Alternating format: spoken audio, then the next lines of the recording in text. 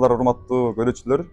Биз бүгүн кесиптеш, жамаатташ инсандар менен баарлашууну баштамакчыбыз. Бүгүнкү маегибиздин коногу Кыргыз Республикасынын билим берүүсүнүн отличниги, Кыргыз Республикасынын маданиятын эмгек сиңирген ишмер, обончу жана музыка мугалими, Креатив Талим билим берүү комплексинин музыка мугалими хор илиминин жетекчиси Молдогазиев Турганбай Молдогазиевич болмокчу. Арыбаңыз агай, биздин бүгүнкү маегибизге кош келипсиз. Рахмат. Акыбалыңыз кандай агай? Жакшы келип алдыңызбы? Жакшы, рахмат. Жакшы. Алгачкы эле суроону узатып баштай берели агай. Мына быйылкы жылы биздин Креатив Талим билим берүү комплексинин түзүлгөндүгүнө 8 жыл толуп жатат. Сиз биздин мектепте канча жылдан бери эмгектенип келүүдөсүз жана биздин мектеп жөнүндө бир кыскача бир ой пикириңизди айта кетсеңиз. Мен республикага белгилүү болуп калган азыр Креатив Талим билим берүү комплексинде иштеп атканыма быйыл 6-жыл иштеп атам. Буюрса мектептин юбилей деп коебуз го, 10 жылдыгына бир 2 жыл барып калыптыр. Ошол жерде иштеп атканыма өтө кубанычтамын, бактылуумун деп эсептейм. Анткени ушундай курагымда уже келип иштеп туруш болгондо дагы билимдүү, илимдүү, тажрыйбалуу адамдар менен, мугалимдер менен иштеш абдан жакшы. Чоң рахмат агай. Биз да сиз менен замандаш болгонубузга, сиздей инсандар менен биргеликте кесиптеш болуп иштеп жатканыбызга абдан сыймыктанабыз. Бүгүн биз алдын ала айта кетели, сиздин чыгармачылыгыңыз жөнүндө, сиздин педагогдук тажрыйбаңыз, мугалимдик жолуңуз жөнүндө дагы баарлашмакчыбыз. Адистигиме жараша мына ушул курагыма чейин эмгектенип келдим. Мен өзүмдүн дипломдук адистигим боюнча 4 адиске ээ болуп турмун. Биринчиси музыкалык окуу жайын, орто окуу жай деп коебуз, училище деп койчу. Ошону бүткөндө мектептин музыка боюнча мугалими деген, экинчиси хордун жетекчиси деген адистик, 2 адистик болуп атабы. Андан кийин маданият министрлиги жакшы окудуң деп Москвага окууга жиберишкен. Аякта маданият институту бар. Ошол институттан дагы 2 адистик алдым. Бирөө культ просвет работники, маданий агартуу иштери боюнча высший квалификация, жогорку квалификациядагы адис, экинчиси оркестрдин дирижеру деген. Мына ошол кесип менен мен ойлойм, эми ар кандай иштер болду өмүрүмдө, кызматтар ар кандай болуп кетти. Бирок кайсындай гана кызмат болбосун, мен педагогдук ишимди таштабайын, стажым боло берсин деп, жөн мындай бир мекеме жайларга жетекчилик болуп кетсе дагы, жетекчи болсом дагы, берки педагогдук ишимди мектептерге, вуздарга барып иштеп, часовик деп койчу, жалданма иштеп, саат менен стажга жүрө берет да. Ошондой болуп иштеген күндөрүм өткөн. Айтсаңыз агай, буга чейинки баягы окуган жерлериңизди айтып өттүңүз. Ал эми бала чагыңыз каякта өттү, кандай өттү, ошол жөнүндө кеп салсаңыз. Эми менин бала чагым баягы согуштун жүрүп аткан кези, андан кийин согуш бүткөндөн кийин дагы бир орчундуу кырдаалдар өттү да, ошонун залалы менен, согуштун залалы менен, элдин көргөн турмушу менен ошо балалыгым ошолордун аралашып өттү. Ошондон элес булас калганын балалыгымды айтайын десем, мен Молдогази деген атам айылда мурап болуп жөнөкөй колхозчу болуп эле. Бирок эл кийин дайым айтып жүрчү, жакшы адам эле, өзү согушка барбай калган, анткени алып калышыптыр да, эми өзү ошондо согуш чыккан маалында ошо 50ден ашып калган курактагы киши экен да. Ошонун жынаны армияга согушка албаптыр дагы, айылда жанагы мурап деп коет го, бүт колхоз, айыл колхоз деп койчу, биздин Карагайлыкта кичинекей эле колхоз болчу илгери. Ошол бир кыштактын айылындагы ар биринин огород жайына суу бөлүштүрүп берет да. Бизде Карагай булактан чоң ак суунун суусу деп коет. Ошонун суусун сүрүп, элге тең бөлүштүрүп, Суун азабы билесиңер, өзгөчө жаздын күнү суга чыгарыш керек. Ошолорду көрүп калдым балалыгымда. Анан атам мен ошо 8ге чыгып 1-класста окуп атканымда кайтыш болуп калды оорудан. Оорудан кайтыш болуп калганы бизге абдан мага өзгөчө оор болду. Атам мени жакын көрчү, өзүнө жакын алып жүрчү балдарынан. Өзүнүн бир 5 баласы бар эле. Ошонун ичинен мени дайыма жанына алып, анткени атам өзү өнөрлүү болчу да, кичине айыл ичинде комуз чертип, эл отурган жерде көңүлдөрүн ачканга ырдап дегендей. Мына ошол жагынан болсо керек, мен дагы атамдын жанынан көп чыкпай, ошо музыкага жакындыгымды, музыкалык биринчи ошол сезимимди ойготкон атам да. Дайыма жанына алып отуруп, ол калмак күйсү, бул каныкейдин арман күйсү деп чертип, андай карма, мындай карма деп комузун кармап, ошентип тарбиялаган. Андан кийин атабыз өлүп калгандан кийин бизге оорчулук болду. Анткени бир энем, эки энелүү болчубуз атабыз. Ошол замандарда ошондой болчу да. Үйдө байбичени эне дейбиз, өзүбүздүн төрөгөн энебизди эне дебей жеңе деп койчубуз да. Ушул экөөнүн бүт багуусу менен чоңойдук. Бирөө колхоздун кара жумушун иштеп жүрсө, экинчиси колхоздун коюн саайбыз деп саанчыбы тиги анда бир 200-300 койду саап, койдун сүтүн мамлекетке өткөзчү да. Анан мени сүт ичесиң, анан козу кайтарыш тигиби деп ошо алып барып, энем, улуу энем ошентчү эле. Анан ошентип кичинекей мен мал менен аралашып, эсимде айнанайын, козуларды көгөнгө байламай, койлорду көгөнгө байламай, анан козу кайтармай, колхоздун козусу 200-300 козуну бөлүп калып туруп, чурулдатып, энесинен бөлүп калып туруп, кечке башка кокту алып барып алып кайтарабыз. Мына балалыгым ошондой бир, азыр ойлосом негизи жакшы эле болуптур. Ошо кичине оорчулукту, жаманчылыкты көрүп өссө, кийин салыштырмалуу өзүнүн турмушу тургай, элдин турмушунда да аралашкандай болуп жакшы болот экенсиң деген оюм бар да. Ошол мектептен окугам айылдык. Дегенде биздин айылда башталгыч мектеп бар болчу. Андан кийин 5-класстан баштап жогорку классты бери Темир айыл деп коет. Бир 2 километр чакырым жер. Ошол жерге барып келип окучубуз. Балалыкта өткөн күндөрүмдү элестесем, окумуш мектепке саат жок анда, радио жок. Энем түн ортосунда бир түн ичинде короз кыйкырса ойготуп, кой, булар окууга жөнөчү убакыт окшойт деп, жанагы өзүбүздүн колхоздо иштеген байкуш энебиз ойгото коюп, мешин жагып, тамагын кичинекей бир немени ысыта коюп туруп, эсимде чоң чыныга тиги кичинекей жасап койгон наанын чылап, анан тоңгон май болор эле, койдун майы. Ошондон салып туруп, ушу дем болот десе керек. Ошо бир күнгө жетсе керек ошону ичкенибиз. Ошо тойгузуп туруп анан кийин окууга салчу. Анан бир күндөрдүн биринде эсимде биз ай жарык болчу, кошуна баланы да ойготуп алып туруп, кыйкырып, түн ичинде кышында баягы алыскы мектепке чыктым эле. Балабыз да. Анан ал экөөбүз эптеп мектепке жеткенбиз.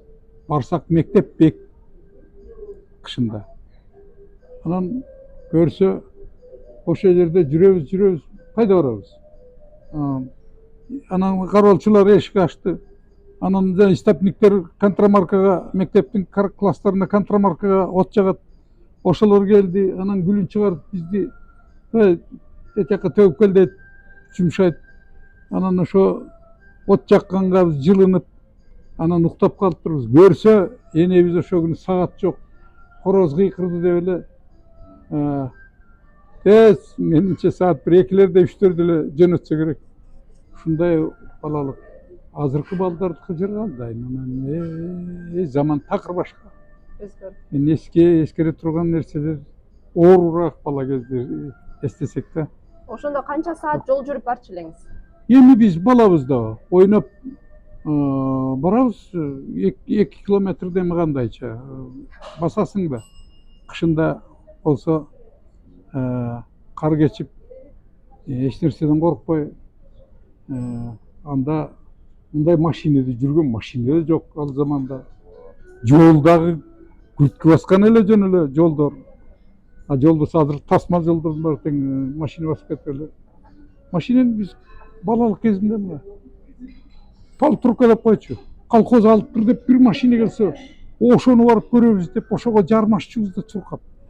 Андан жыгылган күндөрүбүз болду. Жармашып алып туруп. Катуу айдап баратканда анан кое бер деп аны түшүп калганда бүт бетибиз менен колубуз менен тиги жолдун чаңында шагылында калган күндөр болду. Ага, айтсаңыз, ошондо сиздин биринчи колуңузга кармаган аспабыңыз комуз болуптур да, э? Аспабым ошондо биринчи комуз болгон. Кийинирээк бала кезимде анан бир мандалин пайда болду, ар жакта бир байкеники. Ал мандалин чертсе, ага барып жабышам. Ал мандалинди үйрөтүп жүрүп, дагы бир байке экөөбүз талашып ойнойбуз. Анан ал байке кичине музыкалык эмеси анча эмес эле кийин жүрүп отурбай сен эле чертип жүрүп, мандалинди мен чертип калып, байкеден кийин ошол байке мага тапшырып кетти. Мандалин чертип айылда той-пой бирдеме болсо эле мен айылдын керегине жараган киши болчумун. Анткени жана коксон бир тойдо күйөө баштык келип калат да. Ошону жеңелер сен күйөө башта калганга жардам бер. Аны сатат экен да көрсө. Анан кийин ырдап, комуз чертип, тамашасын куруп берсең тойдо. Тигилер арзаныраак алат экен да күйөө баштыкты. Андайга жараган, андан бир көйнөк кийген киши кезим болгон. Мага да бир көйнөгүн алып берип сен жарадың деп. Ошентип айылда ошо элдин шан шөкөтү менен аралашып өстүм да. Сөзүңүз Арал жагай. Ушул эми белгилүү инсандардын тарыхты алып турган болсок деле, залкарлардын аркасында анын насаатчысы, мугалими турат экен да. Сиздин жашооңузда, чыгармачылыгыңызда өзгөчө таасир эткен, сиздин ушул музыкага болгон жөндөмүңүздү ойготкон мугалимдериңиз жөнүндө айта кетсеңиз. Менин мугалимдерим тиги айылдагы мектепте окуп жүргөндө бир немис киши аккордеон тартат экен, өзү музыкант экен. Ошол бир 40-50дөгү жаш болсо керек. Ошол киши келип музыка сабагынан бергенде мен эң жакшы көргөн сабагым ошол болду. Ал айынан жанагы немистин музыканы, Европанын музыкаларын тартат аккордеондо. Анан кийин бизди өзүнүн ырларын кукушка деген бир орус ырларын үйрөтө баштады. Өзү эми немис киши да. Кыргыз ырларын көп билбейт. Бирок анын кээ бир жаңы жыл жөнүндө ошондо ырдап калган ырларыбыз. Ошолор эсимде калыптыр. Анан ошол кишинин тарткан музыкасы мага аябай таасир берди, унутпайм. Анан да бир химиядан сабак берген бир агай келди, Каратал деген агай экен. Жаш бүтүп барыптыр бияктан. Бирок ошол киши келинчеги жаңыдан үйлөнүшүптүр. Ошондо ошо сен курактуу болсо керек. Анан кийин экөө тең биздин мектепте өзүнчө иш баштады да, маданий массалуу бир иштерди уюштуруп, кечинде мектепке чакырышат. Кечкисин хор уюштурабыз дейт, бий уюштурабыз деп, биринчи факс турат. Вальс деген ырлар, бийлер. Алар буякта жүрүп Бишкектен үйрөнүп барыптыр. Ошол киши бизди эң биринчи бийдин кыймылдарын үйрөткөн. Ошол кишини унутпай жүрөбүз, классташтарыбыздын баары тең унутпай жүрдүк ушу. А кишинин көзү өтүп кетти. Кийин а киши буякта өкмөт үйлөрүндө иштеп жүрдү. Дагы өзүнүн кызматы боюнча чоңоюп. Ошондой демилгелүү жаштар келип мектепте иштеген. Андан кийинки мен ал жерде bir komuz çekкен адам бар эле, мугалимибиз. Ошонун таасири болду. 10 класста биринчи жолу пианино дегенде биринчи көрүшүм. Таң калгам мен биринчи үнү угуп алып туруп. Мектепке bir gün эле бир аспапты кыйкырып өкүшүп, жолдо орду. Грузовой машинадан түшүрүп атышат. Анан эмне? Пианино деген аспап экен музыкалык. Ай, сен анан көрөсүң деп бир мугалим ушинтип койду. Мен музыкага жакын экенимди билчү да. Анан учительский коюп коюшту. Эч ким жолотушпайт, только учительдер эле басат. Анан мен суранып барсам, кээде мага ай келе кой деп мугалимдер жок да, басчы деп анан. Ошондо биринчи тың деп басып эле кызыгып, ошондо биринчи мен музыкага болгон клавишный үндөрдү укканым ошол. Андан кийин бер жакта мектепте жанагындай сонун кечки мероприятиялар болду. Эң эле жакшысы мен мектепте унутпаганым 57-жылы союз боюнча бүткүл союздук жаштардын фестивали болгон. Ошол 57-жылда мен 10-класс бүтүп атканда ошого комуз чертчүмүн, күүлөрдү чертип калганмын да. Райондун конкурсунан өттүм, облустукун өттүм, анан республика өтүп, биринчи шаарды көрүшүм 10-класста. Бишкекти көрүп кеткеним. Облусту биринчи көрүшүм ошондо. Бир эстесем, райондук конкурска алып барганда биз доштордон кетпейсиңер деп үйгө кетирбей, тамагын берет деле анан бир класс мектеп, орус мектеби бар эле, ошонун класстарына ошол жерге түнөйсүңөр деп эч жата турган эчнерсе жок. Жөн класстарга камап койду.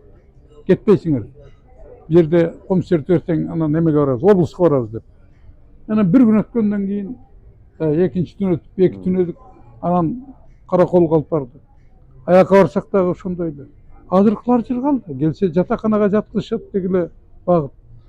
Биз ошентип анан конкурстан конкурска өткөнбүз. Рахмат агай, сөзүңүзгө аралжы. Эми албетте булактын көзүн ачсаң деңизге барып кошулат дейт. Ушул сиздин көзүңүздү ачкан, ушул биздин катарыбызга кошуп, биз менен замандаш кылган мугалимдериңизге дагы бир жолу терең ыраазычылык айтабыз. Рахмат. Анан эми бияктан училищедан Карамолдо менен жолугуп. Карамолдо сабак берип калды музыкальный училищеде.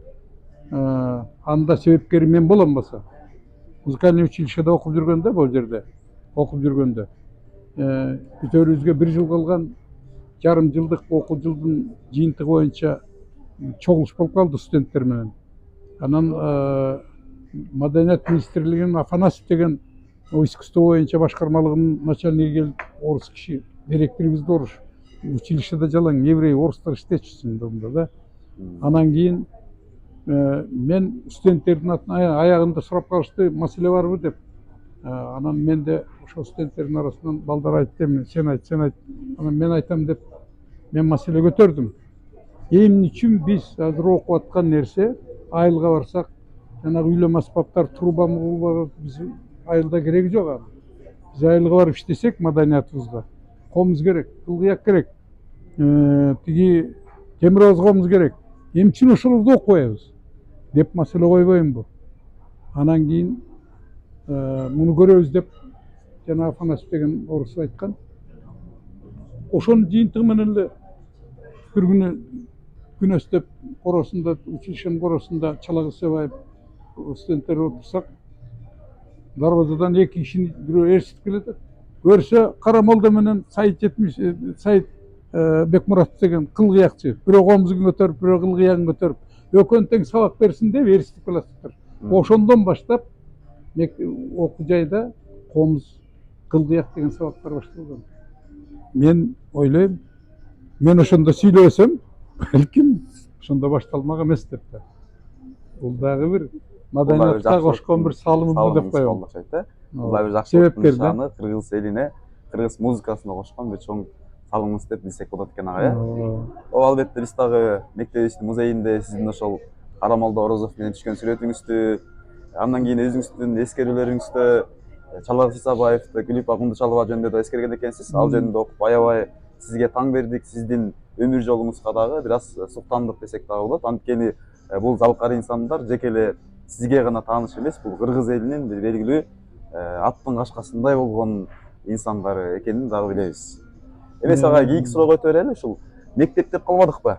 Адамдын калыптануусунда да мектептин ролу чоң, албетте. Билим бул албетте бийиктиктерге жетелейт эмеспи? Анан ушул азыркы бүгүнкү күндөгү эгемендүү Кыргызстандагы мектеп менен сиз окуган советтик мектептин кандай айырмачылыгы бар? Кемчиликтер жана артыкчылыктар жөнүндө бир айта кетсеңиз. Азыр мындай жалпы мамлекеттик окуу жайлуу мектептер азыр баары бир материалдык жагынан өзгөчө эң керектүү курал жарак керек да мектепке дагы окуу процессине. Ошонусу менен толукталып ичине жакшы болуп кетет. Биздин убакта эч нерсе жок да. Бара оңдолот деген көч түзөлөт дегендей эле бара эле түзөлүп келатат. Баардык жагыбыздан азыр ушунчалык өзгөчө болуп, акыркы жетекчилер келгени ушундай жаңы жылыштар болуп атат. Ошонун ичинде биздин мектептин жылдан жылга улам өсүшүнө өзүм таң бермек болгон сыймыктанып, кубаттанып ушундай жүрөм, чындыгымды айтайын. Буга эмне жетекчилерден эле болот экен. Мына жетекчилер билип, ошонун жолун туура тапса, кандай өстүрүш керек, кандай адамдар менен иштеш керек. Менимче эң кымбат нерсе ошол экен. Кадрлык решает все дегендей, мектептин азыркы эки жетекчибиз Гүлнара Мелисовна менен Салкын Насанкуловна экөө тең азыр жакшынакай ынтымак менен өзүн таап метод работалар жагат да. Өзгөчө Гүлнара Мелисовна улам тапкан бир методдору мугалимдердин квалификациясын, мугалимдерди окутуш, кадрларын окутуш деген. Мындай чанда гана болот. Кыргызстан боюнча жок. Чанда гана болот. Жок, негизинен жок. Ошону айткым келет. Ага айтсаңыз, чыгармачылык эргүү деген болот эмеспи? Ушу сиздин чыгармаларды жаратканга өзүңүздүн кандайдыр бир музаңыз барбы? Сөзсүз да бар да. Ошо көп мындай азыр таланттуулар жана өзгөчө манасчылар, чоң акындарыбыз буларга таң бересиң да мындай күтүүсүздөн бир айтышат го, таланттын күчү да сезимдин ойду аян берип туруп айтабыз дегендей, аян берип манас айтып калдым дегендей. Мен деле кээде обон чыгарып калып атпайм азыр. Күй чыгарып, обон чыгарып, кээде кээ бир ойго дагы тунуп, мындай ойлонуп ошентсем, бул бар го мындай. Бул өзү мындай өзүмдүн жан дүйнөмдө калыптанып келаткан, улам бышып жетип келаткан бир сезим, негизги ички сезим болуш керек. Мунун баары мээ менен, мээде бир ошондой күч болуш керек да. Нейрондор ошол жерде бир калыптанып калса керек. Ошолор кээде ойготот да мындай, ошол сезимди ойготот. Мисалы мен бир жакшы ырды гезиттенби, же бир жерден окуп калсам, ошонун сөзү мага таасир берет да. Анын мааниси, маңызы, ички маңызы. Ошо маңызы менин сезимди ойготот. Баягы оюм менен сезим экөө бирге жүрөт да. Экөө бирге калып эле ошол жерден жанагы эмоция аркылуу обонго айланат. Же дагы бир аткарууга комуздун бир кайрыгына айланат. Ошондой болот. Бар бул сөзсүз. Анан бул мындай жанагы асмандан аян сыяктуу менимче ошондой болуш керек. Мындай түш көрүп атканда да кээде бир түшүмө ушундай бир сонун обон келет, же күй чеккендей болуп атам. Ошону деп шалабыл ойгонуп, ошону барып жазайын, түшөйүн деп атып эле анан убакыт өткөзүп кайракы үйгө чыгып калат да. Мындай нерсе бар адамда. Мен ишенем бул. Энергетический какой-то есть связь. Биринчи обонуңуз качан жаралды эле? Бул жакшы суроо. Биринчи обонум армияда жүргөндө Ленинчи жаш деген гезитти ракы чыгышта солдат болуп жүрүп, ошону подписка менен жаздырып алып, карабайсызбы, мен өзүм армияда жүрүп, 24-күнү ошол гезит барчу колума тийчү да, номуру улам. Анан Ованын чыгарган биринчи. Ованым ошондо чыкты. Ал радиодо записьте бар. Көксөгөм сени баштада, көзүмдөн ысык жаштана. Көп жүрдүм күтүп жолумду, көңүлүм түшпөй башкага деген ыр. Ошентип аны талай жылдарым өттү ушуну ырдап жүрүп, досторум ырдатып, теңдештер ырдатып жүрүп. Ошондой. Ошондо сиз канча жашта элеңиз? Мени эми армияга албай жүрүп окуп жүргөнүмдө. Анан мени кана 61-жылы алып кетти армияга. 62-жылы. 62-жылы алып кетти. Ошондо мен 23-кө чыгып калганда алып кетти да. Анан эң кызыгы 65-жылы всеармейский конкурс болгон да, самодеятельность. Ошондо Комск чертүүн боюнча, Дальневосточный военный округ боюнча утуп, самолет менен заключительный концертке Москвага, Кремльге келип, мен дагы келсем болмок, кызыл андыр эмен бар, пропускам бар. Кичинекей мындай пропуск, Кремль деп турат, римский 5 пропуск деп жазылган. Көрсө бизде ошо Кремлевский дворецте съезд туруп коет, ошол жерден программабызды түзүп, концерт ошол жерден баштап, анан кийин советтик армиянын генералдарынын баары тең министр обороны Гречко деген, маршал Советского Союза Ворошилов дегендер, Туполев первый конструктор тустатиры, космонавттар бүт чогулуп биз концерт беребиз деп сахнада турсак, алар президиумга отурмай болуп келип калып президиумда отурушту, биз сахнада болдук чогуу алар менен. Анан кетерде мындай, если хотите, мындай поближе общаться, посмотреть на них. Создайте коридор деп майор келип бизди эки катарга тизип койду. Ортобуздан алар экиден үчтөн болуп чубалып өтүп атып. Мен колумузду карап турсам, Гагарин жакындаганда келип менден сурап атпайбы, казахский деп. Мен киргизский дедим. Деп башын ийкегилеп мага деп коюп кеткен. Мына ошону бир кишиге айтсам, Советтик Кыргызстан деген гезитке Гагаринди таң калтырган Тургонбай Молдоевич деп жазып жибериптир. Ютубта жүрөт ошол. Ошол нерсе. Ушундай окуялар болгон. Ошо маршалдарды биринчи көрүп, между прочим, мен айтып коеюн, мына кечеги эле биз 80 жылдыгын өткөзбөдүк жеңиштин. 20 жылдыгы биринчи башталган. Ошондо биринчи парад башталган. Ошондо Хрущев биринчи эмесин указын чыгарып, майрам күн кылып койгон. 9 майда. Ага чейин эметтирбей койгон, уруксат бербей, Сталин уруксат бербей койгон. 9 майды ал горе күнү деп майрам кылчу эмес. Ошондон баштап майрам болуп атат. Жеңиштин 80 жылдыгы. Кеченки өтүп аткан майрам менин майрамым деп мактанайынчы. Мен Москвада 20 жылдык майрамды Москвада өткөзгөм.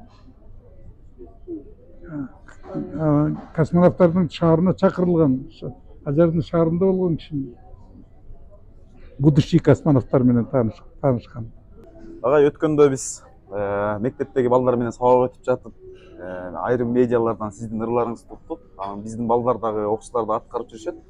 Айрыкча мага ушул кыргыз желеги деген ырыңыз абдан жагат да. Себеби тарыхчы катар мен укканда аябай бир кыргыз насилим ойгонуп, аябай бир патриоттук сезимдерди козгойт ушул ырыңыз. Анан ушул ырлардагы негизги идеяны сиз каяктан аласыз? Мисалы ошол эле Асанкалы Керимбаевди мисал кыла турган болсок, ал киши ошол сүйүү жөнүндө абдан мыкты ырлар жараткан эле да. Сиздин ырларыңызда байкасак, ушул кыргыз темасына кайрылган экенсиз да. Кыргыз желеги, кыргыз тили менин тилим, Ноорус деп ушул биздин кыргыз темасына көбүрөөк кайрылат экенсиз. Ушул идеяны каяктан аласыз? Сөздөрүн, кимдердин сөздөрүн жазып келесиз? Кайсыл акындын ушул ыр саптарын колдонуп келесиз?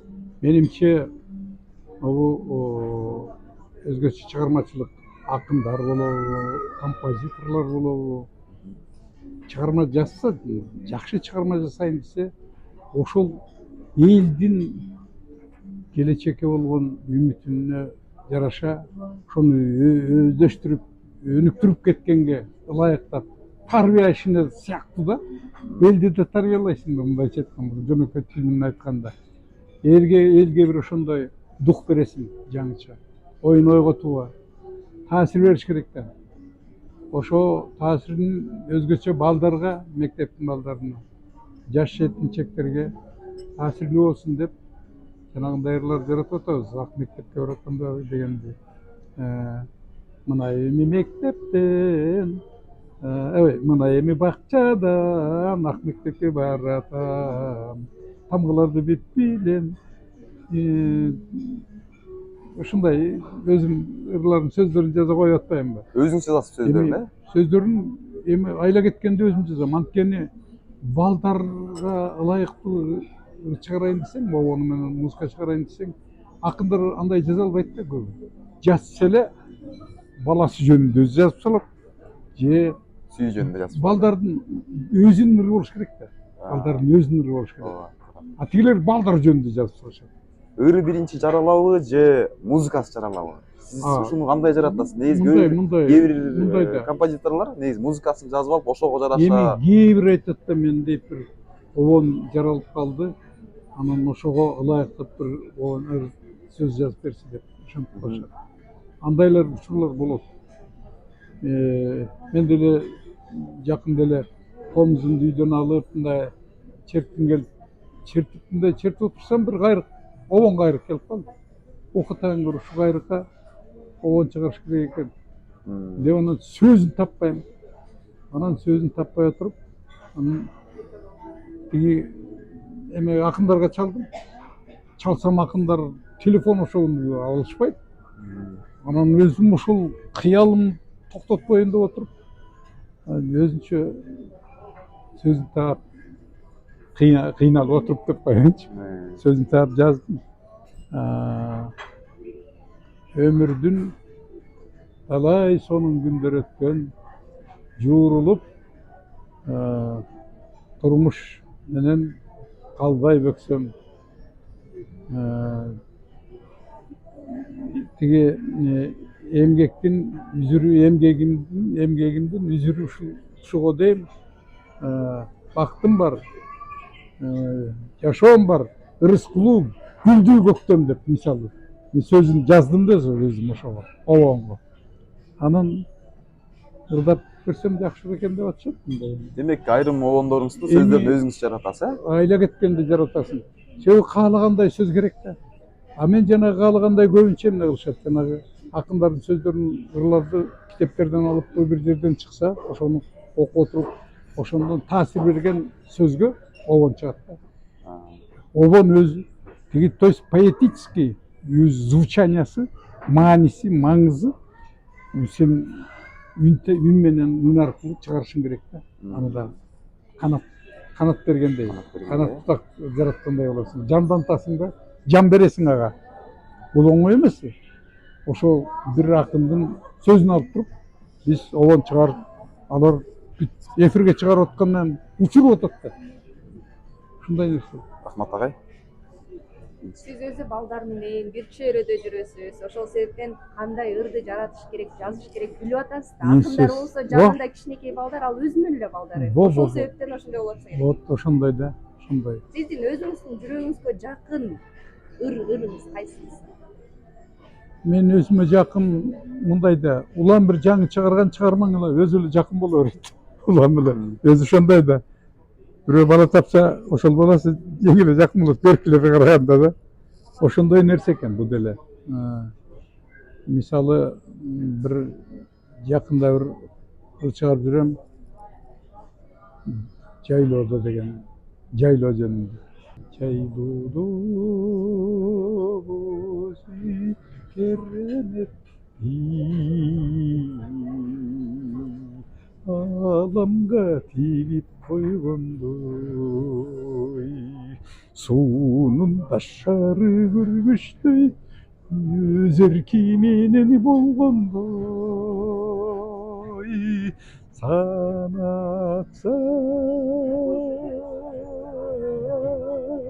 жылдыз жайыла Osman'a canı talvanda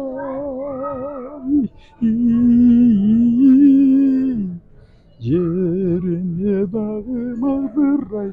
Oy mahabat kuşu kongunduy. Mahabat kuşu kongunduy. Keremet de bu endi. Баляга кереметтер экен. Булуңузга дагы узун өмүр, канат Ушинтип жаралат. ушуну жаралап турарларыңыз. Демек кийинки суроого өтөлү андагы. Бул ушул сиз биздин мектепте хор ириминде жетектейт эмессизби? Ушул музыка менен хордун албетте бир тыгыз байланышы бар. Анан ошол эле хор бул жеке ырдаганга караганда бир топ кыйынчылык жаратат эмеспи? Анан ушул хор ириминде ушул ырларыңызды хорго байланыштуу кылып жаратасызбы? Ушул хордогу сиздин ошол ишмердүүлүгүңүз жөнүндө бир аз айта кетсеңиз. Эми эң негизги максатым балдар канчалык көп хорго катышып ырдаса, ошол жерде катышкан балдар негизинен чоң бир өзүнчө тарбия алат. Жанагы ой ойгонот, сезим ойголот, коллективизм. Чөйрө ошол жерде өзүнчө бирдей киши болгонго, бирдей болуп отуруулар, тартиби дагы, үнүн да бирге чыгарганда, максатын бир үнгө мындай баары окшош кылыш керек да. Бөлүнүп жарбай. Ошону биз иштеп чыгыш өзүнчө кыйын. Жанагы постановка деп коет. Хордун өзүнчө постановкалары бар. Үндөрүн. Ошо үндөрүн анын үстүнө бир эле үн менен обондулар да эмес. Обонго ылайыктуу бир жакта экинчи үндөрү бар. Ошолорду кооштуруп көркөм болсун деп өзүнчө көркөм дүнүйө. Чоң азап таза бар. Оркестр, хор дегендердин. Ал элге керек. Хор деген бул элдин духу. Эл мисалы операда бир чоң окуялуу нерсе болуп атса, персонаж каармандар өзүнүн ролунда жүрсө, а бирок жана хор келип ырдаганда ал элдин үнү ошол каармандарга жараша эл эмне деп атат? Эмне дейт эл? Элдин духу ошол. Элдик дух. Каармандар ошол хорду угуп алып туруп, элдин үнү, эл минтип атыптыр, тинтип атыптыр деген көп внутренний билинбеген Көптөгөн максаттары, муштайын нерсе бар да. тарбиялык максатында өзгөчө баса белгилей кетсек болот экен. Эми жашообузда көптөгөн мындай эсте каларлык, унутулгус бир ушундай учурлар болот эмеспи? Сиздин ушул өмүрүңүздө ушул хордук ырдоого даярдануу учурларында же кандайдыр бир иш-чара болобу, концерт болобу, унутулгус бир репетиция жөнүндө айта кетпейсизби агай? Унутулгус нерсе мен дүйнөдө мындай бир чоң маданий чоң иш бар. Эстон Прибалтиканын жана өлкөлөрүндө хорду алар биздин жана Нооруз сыяктуу майрамдашат. 2 жылда бир дүйнө боюнча хорлорду чакырып алып туруп чоң массалуу хор майрам жасашат.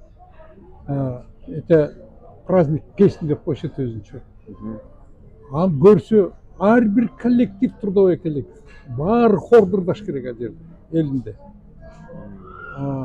Мен ушундай биздин райондук теге Алай районунан жаштарды хорго даярдап туруп, ошонун фестивалына катыштырдык да. Алып бардым эле.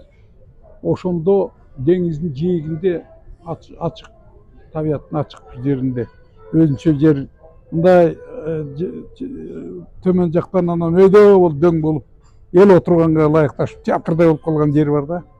Ошол жерде жагына сахна койгон. Сахнанын оозу чоң акуланын оозундай ачылып турат. Сүрөттөр бар ал жерде. Ошо сахнага бир кезде 33 000 хор ырдачылар бүт туруп 4 чыгарманы аткарыптыр. Мен барганда бүгүн 23 000 болот деп атабыз деди. Сахнага тизет дүйнөдөн чогулткан хорлор.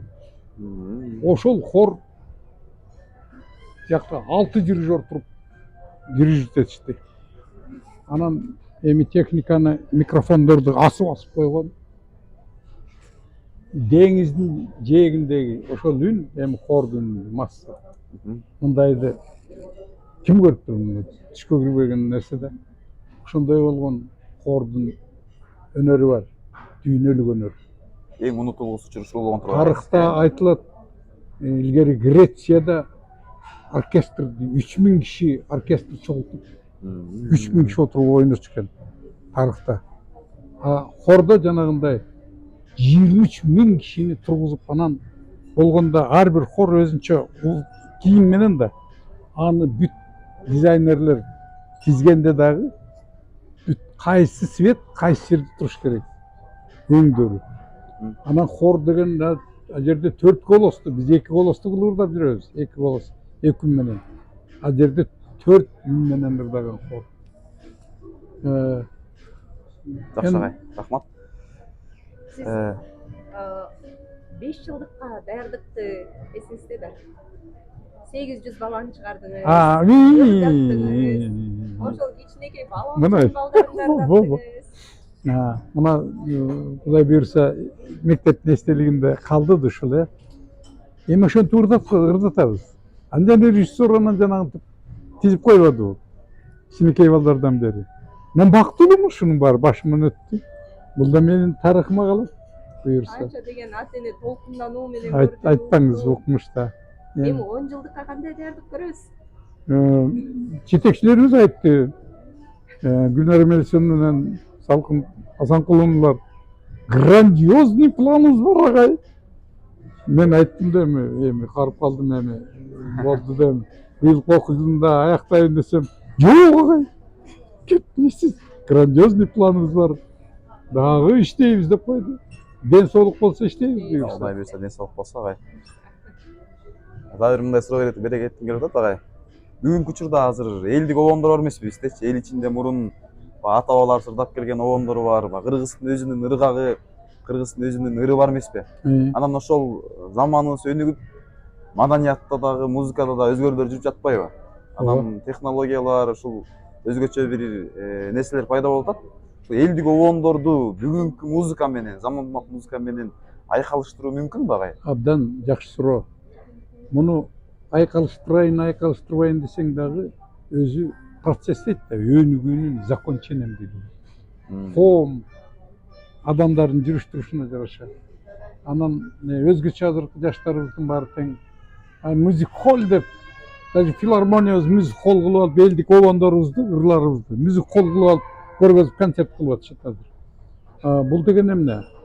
Акырындап улуттук мүнөз, улуттук обон кайрыктар, созулма баягы кереметтер. Ошолор акырын жабыкта калып, жоголуп, жаңы рифма, жаңы добуш, жаңы темп, турмуштун темпине жараша, музыканын темпи болот да. Темпке жарашабыз. Көбүнчө темперамент, веселыйлар керек болуп калыптыр да азыр. Ушинтип баратышпайбы? Алыстап баратабыз. Керемет обондорубуздан. Жанагындай. Анан биз көрсө окутканды совет убагында могу музыканттык адистерди даярдаганда сольфеджи деп коет. Музыканын ноталардын жакшы үйрөнүп, сольфеджиосунда жалаң орустун, Европанын мисалдар экен, ошону менен биз ырдай берип, өзүбүздүн ички сезимибиз ошол жака жаттык болуп калып, эмеден алыстай түшүп турбуз да. Улуттук мүнөздүү ыргактан. Ошондон кереметтен. Эми ушул боюнча музыкасынан азыркы балдарга ошол өзүбүздүн улуттук ыргакты, өзүбүздүн улуттук музыканы кантип таанытабыз? Сиз кантип таанып жатасыз агай? Муну мектепте сону таанытса болот. Эми айтайын, Кудай буюрса, мектебибиз улам жетилип келатат. Буга атайын жанагы класста, сабак өтчү класста монитор эме кадимкидей аппараттар болуш керек, теле экрандарда көргөзөт тургандай. Ошондо пропагандалаш керек, көргөзүш керек. Ушуга чейин биз музыкадан сабактан угузайын десең, эч жерден улуттук музыкалардын копиясын таап, узуга даже флешка жазып алып көчүрүп узайын десең жок да. Биздин мамлекетибизде де кемчилиги бар. Орустун интернеттен эле таап алабыз. Орустун бүт ырларынын музыкасын, классикалык ырлардын бар музыкасы бар. Биздин Молдова сом жазган симфониялык чыгармалар узайын десем таап ошону узууга таппайбыз да. Ал тетиги радиого барып жаздырыш керек. Жаздырайын десең баасын жазып коюптур. Момунча сом төлөп туруп анан жазасың деп. Демек өзгөчө бир Биздин өзүбүздүн Кыргызстанда жетишпеген иш бар. Муну мугалимдер, музыка мугалимдери чогулушканда бирөөлөргө айтымыш болобуз. Жогору жак угуп атабы деп айтат байкуштар. Арыздан качан бизге доступный болот ошолор угуза алабыз балдарга деп. Музыка, мектепке музыка сабагын берүүдө да өзгөчө көңүл буруу Көп мисалы чоң маселе бар. керек экен, кажет экен. Чоң маселе. Эми агай философиялык суроолорго өтөлү эми? Кандай дейсиз агай? Пожалуйста. Элмирбек Иманалиев деген биздин белгилүү бир төкмө акыныбыз айткан бир жакшы сөзү бар. Билгендерге бул дүйнө күндөн күнгө үйрөнүү дейт. Билбегенге бул дүйнө көрдөн көргө сүйрөлүү деп атпайбы агай? Бул жашоо сөзү эле сабак экен. 86 жашка келип калдыңыз агай. Ооба. Кудай мындан аркыда өмүрүңүзгө берекесин берсин. Ооба. Анан ушул күнгө чейинки алган бир артка кылчайып көрүңүз. Эң чоң алган сабактарыңыз, жашоодон алган бир өрнөктөр жөнүндө, сабактар жөнүндө айта кетсеңиз. Өрнөгүм ушул. Мен бактым айылда чоңоюп 10 класс бүткөнгө чейин негизи. Ошол убакыт куракта айылдык бүт каада салт менен жетип калыптырмын. Демек кыргыз экениңизге, айылдык экениңизге убакыт болсо. Андан кийин анан ишим боюнча маданиятта. Бул жетекчилик мындай бир маданияттын бир мекемесинде иштеп калып туруп, ошонун аркасында эл жердин баарын кыдырып жүрүп, элдик турмуштун баарына аралашып калдым. Көрүп жерибиздин түзүлүшүнөн бери, жерибиздин ой кайкысынан бери, тоосунан, жайлоосунан бери мындай көрдүм да, мен де эч ким деле көрбөсө керек деп калдым. Анткени тетиги Аксайынан бери, силердин Аксайыңардан бери. Сен көрбөсөң керек, жерлерди көрсөм керек. Орто сыртыңардан бери. Түштүктүн жерлерин канча жерде кыдырдым. Анан всесоюзный семинарлар болчу. По обмену опытом культуры. Организация культуры да. Республиканын баарын кыдырып союздук семинарлар. Бүт республиканын баарында почти болдум да. Алар жөн эле эмес, көргөзүп чыгышты да бизге. Кандай иштеп атышат, кандай жери бар, маданияты кандай. Демек сиз негизин көрдүм да. Кесибиңизден, өзүңүздүн туулуп өскөн жериңизден, кылган эмгектериңизден жана чыгармачылыгыңыздан чоң сабактарды эмгегимдин алган үзүгү экенсиз. ушундай. Анан бир жанагы окуткан балдарымдан мына Муратбек Бегалиев деген жүрбөйбү? Ооба. Музыканын академиги азыр дүйнөдө академик деп коет деген өзүнүн музыкальный искусство боюнча эл аралык академиясы бар. Ошол бала 6 класста экен, мектепке жаңыдан мен директор болуп барсам, жанагы азыр Мукаш Абдыраев атындагы мектепте өтпөйбүзбү? Ошол жерге 70-жылы барсам, ошол окууга кириптир жаңы. 6 класста окуп, айылдан келген экен. Анан кийин эле сабак өтсөм эле жакшы эле окуп атты эле, анан эле бузула баштады бала. Кетем дейт, окубайм. Эмне жарабай калды, жакпай калды. Ай сен кетем дебе. Кыргыз тил мугалими эжең, сен ырларды чыгарып, ыр жазат экенсиң. 6 класстын баласы. Сен газетага чыгарып койду, дуал гезитте. Сен ошолорго обон чыгарышың керек деп атпаймынбы? Анан обон чыгарса ошондой болобу дейт. Үйрөнөсүң ушул жерде жүрүп. Аны кантип үйрөнөм дейт. Ой, композиция деген анан өзүм да обонго кызыгып жүрчүм ошондо. Композиция деген обон бар. Эме сабак бар. Ошону кийрем деп туруп, анан мектептин балдарын быйыт этип туруп, 13-14 балдарды. Биринчи композиция сабагын аштырып, кружок катары. Анан Бегалиев ошол жерде калып, кийин жүрүп отуруп, мына консерваторияны ачты ошол жигит. Салкар улуу инсандын, Кыргызстандын улуу болушуна дүйнөгө биздин музыка боюнча таанытып аткан бирден бир композитор ошол. Бегалиев, Муратбек Бегалиев. Унутпайт ал, билет. Бир улуу инсан. Мен себептер болгон ошол да.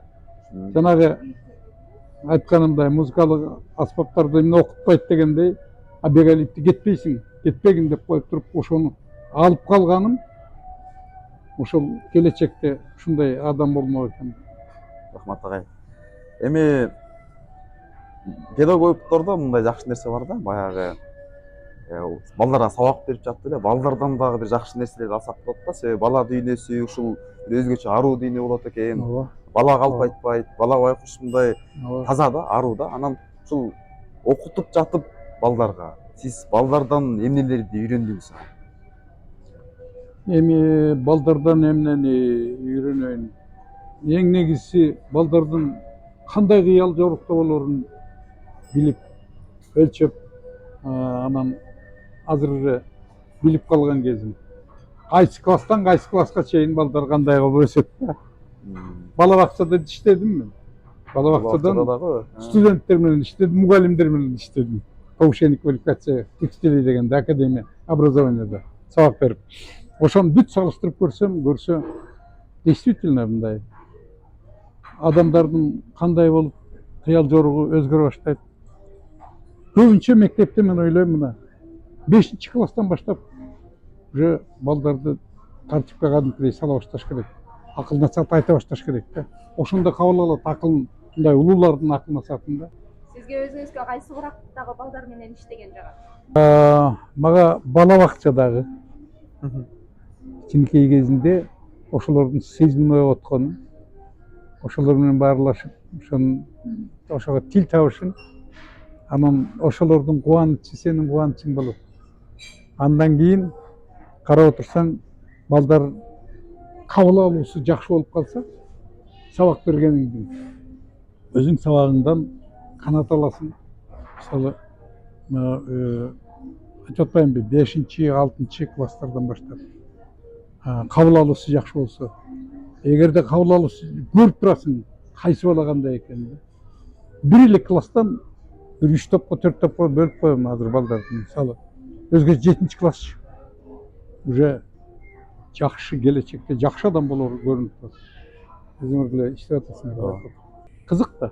кызык, Бул өнөр өзү кызык да. Мугалимдик вообще кызык адамга. Канча жыл болду мугалим болуп жүргөнүзгө? Айтып атпаймынбы? Жалпы тажрыйбаңыз 60-тан ашып кетти. 60-тан ашык жыл, эмне деген Сабак. дээрлик бир жарым кылымдан ашык. Мен сабак бере баштаганым 60-жылдан баштап бергем. 60-жылдан бери 65 жылдан ашып калган экен ага. Окуп жүрүп эле сабак бере баштагам. Ошондон баштап. Дагы бир кызык пайда болду да менде. Эгерде мугалимдикти тандабаганыңызда, кайсыл кесиптин ээси болот элеңиз? Кээде бир ушундай бир учурлар болот эмеспи? Баягы мугалимдиктен дагы бир жабаган учуруңуз болду беле. Мен ушул мугалим болбой эле бул кесиптин ээси болсом болмок деп дайыма мугалим болгум келет да. Ошон үчүн мен жанагы мени жетекчилик иштери окшошту. Мисалы театральный обществого иштетти болбойт. Театр менен иштейсиң, бүт актерлор, артисттер менен иштейсиң, сынчылар менен, драматургтар менен иштейсиң деп. Демек сиз кесибиңизди ушунчалык Кесибимди мындай ардактап сүйгөн экенсиз, э? Мен кесибим жаман чыгармачылык адамдар менен иштеш. Анан студенттерди болобу, окуучуларды болобу тарбиялаганда чыгармачылык адам пайдаң тийсе экен дейсиң. Бүгүнкү эми 21-кылым болуп мына убакыт өтүп атат. Сиздердин баягы эмне деп коебуз, пайдубалыңыздар такыр башка, баягы айылдын тарбиясы, социализмдин тарбиясы такыр башкача эле. Бүгүнкү күндө мисалы мектепке кирген жаш мугалим кандайдыр мектептеги ошо балдарга билим берүүдөгү, тарбия берүүдөгү кыйынчылыктарга дуушар болушу анан көбүнчө мындай өзүнүн кесибинен айнып калгандарды угабыз да. Баягы мен мугалим болгум келбей калды, туура эмес тандаган экен бул кесипти деп калышат. Ушул жаш муунга, келечектеги мугалимдерге сиз өзүңүздүн кандай акыл насаатыңызды, кеп кеңешиңизди айтып бериңиз. Азыр мындай окуп аткан балдар өзү категориясы боюнча, жүрүш турушу баардыгы боюнча. Анан жаңы келген сиздердин курактагылар мектептен азыр келип атпайбы? Ошол экөөнүн ортосунда бир трение болот.